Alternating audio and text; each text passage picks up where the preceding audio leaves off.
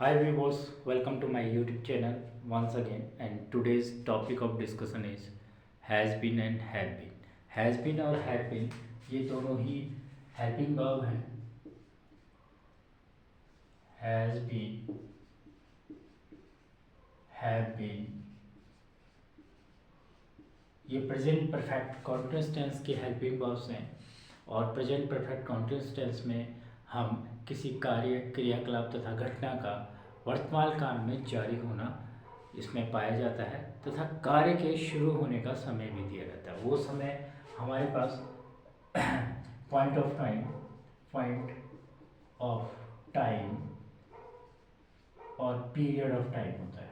Period of time जिसको हम निश्चित समय कहते हैं पॉइंट ऑफ टाइम को, उसके लिए सिंस का प्रयोग करते हैं हम, और अनिश्चित समय के लिए फॉर का प्रयोग करते हैं। सिंस का प्रयोग हम जैसे जो पॉइंट ऑफ टाइम होगा, जैसे 1 बजे से 2005 से 10 बजे से, ये जहाँ पर अगर आएगा समय की का निश्चित समय दिया रहेगा तो हमें सिंस का प्रयोग करना है। जैसे 10 वर्षों से, अब ये 10 वर्ष कब के हैं, कौन से सन के हैं, ये हमें बताया नहीं गया है, तो ये पीरियड ऑफ टाइम हो गया। तो वहाँ पर 10 वर्षों से के लिए आएगा आपका फॉर, और 2005 से या 2015 से अगर है, 2015 से है, तो यहाँ पर सिंस ऑफ टाइम आएगा। तो इस प्रकार सिंस आएगा और फॉर का प्रयोग पीरियड ऑफ टाइम के लिए किया जाता है। अब let's get into the video and video lecture. I will tell you how to use this has been and have been while writing और स्पीकिंग इंग्लिश।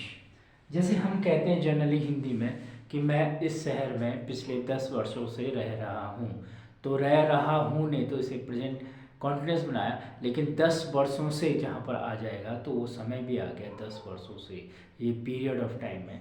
तो ऐसे वाक्यों को बोलने के लिए हमें प्रेजेंट परफेक्ट कॉन्टिन्यूस टेंस की आवश्यकता पड़ती है, और इसके लिए हमको स्ट्रक्चर अफर्मेटिव सेंटेंस में जो होगा, अफर्मेटिव सेंटेंस का जो स्ट्रक्चर हो जाएगा, मैं 10 वर्षों से इस शहर में रह रहा हूँ, तो आ जाएगा subject plus helping verb has been या have been plus main verb की फर्स्ट फॉर्म में ING plus object plus since या फॉर प्लस टाइम। ये स्ट्रक्चर आपका हो जाएगा अफर्मेटिव सेंटेंस का। अब इसी वाक्य को हम लेते हैं कि मैं 10 वर्षों से, पिछले 10 वर्षों से इस शहर में रह रहा हूँ, तो मैं के लिए आ जाएगा I have been living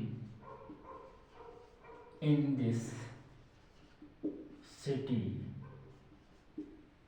for last 10 years।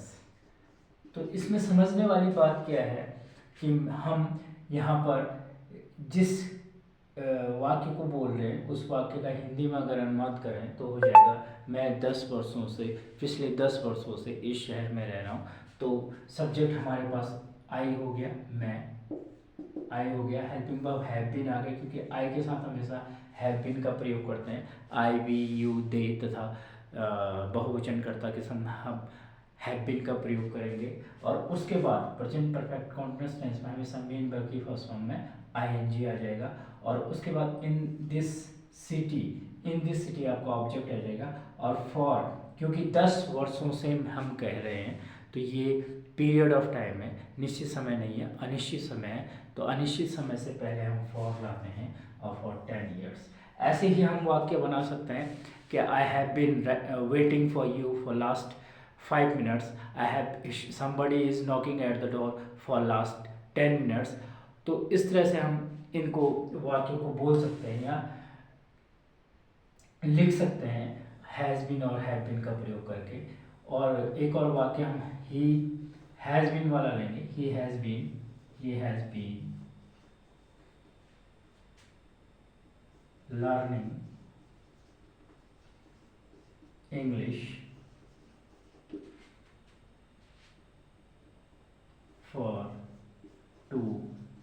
Years.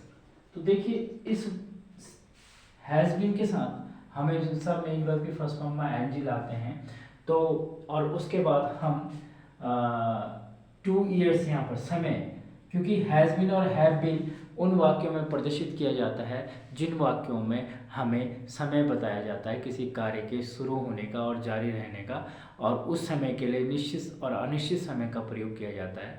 तो यहाँ पर अनिश्चित समय था तो हमने किसका प्रयोग कर दिया, फॉर का प्रयोग कर दिया। 2 ईयर्स, 2 ईयर्स, अगर यही 2 ईयर्स की जगह 2019 होता तो यहाँ पर फॉर ना आकर सिंस हो जाएगा। जब हमारे पास सन है तो चाहिए सिंस 2019। तो this way has been is used. तो इस तरह से हम काफ़ी वाक्य बना सकते हैं कि I have been waiting for you for last 10 years, I have been reading this book for 2 hours, she has been going to school for last 5 years.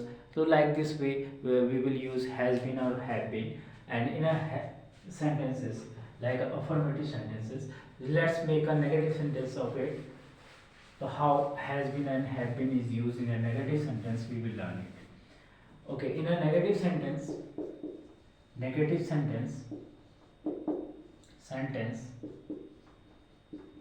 the structure will be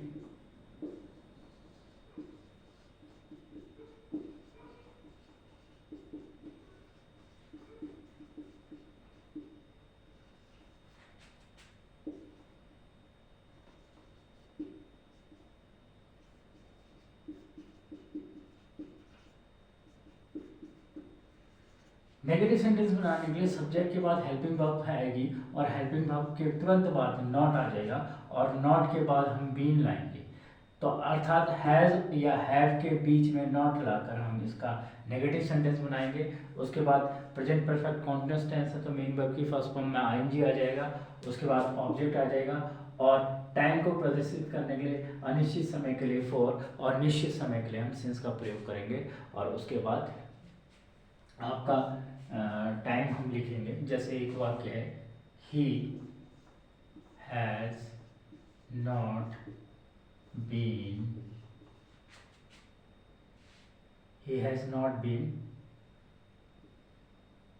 living here since 2022। वह यहाँ नहीं रह रहा है 2022 से, 2022 से वो यहाँ पर नहीं रह रहा है। तो देखिए यहाँ पर हमने सिंस का प्रयोग किया है क्योंकि हमारे पास पीरियड ऑफ टाइम ना होकर यहाँ पर पॉइंट ऑफ टाइम में 2022 या 2022। तो देखिए इसमें मेन हैज़ बीन और हैव बीन का जहाँ पर हम प्रयोग करते हैं वहाँ पर हमको जो मैं एम्फसाइज करना चाहता हूँ वो ये है कि हमको सिंस और फॉर का प्रयोग किस तरह से करना है। तो हमने सिंस का प्रयोग इसलिए किया क्योंकि यहाँ पर पॉइंट ऑफ टाइम में ऐसे सिंस का प्रयोग के लिए हम और कुछ वाक्य करेंगे नेगेटिव सेंटेंसेस के।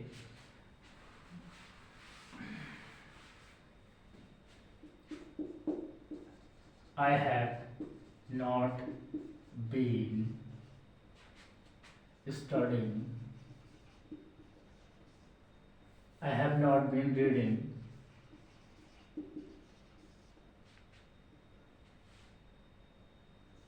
this book since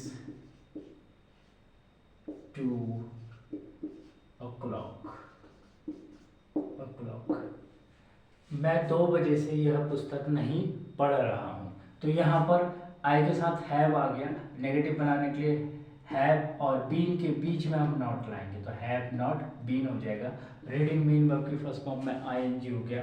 उसके बाद दिस बुक आपका आया है और 2 o'clock बजे जब हम कहते हैं 2 बजे 3 बजे 4 बजे तो ये निश्चित समय होता है तो वहाँ पर हम सिंस का प्रयोग करते हैं, सिंस 2 o'clock।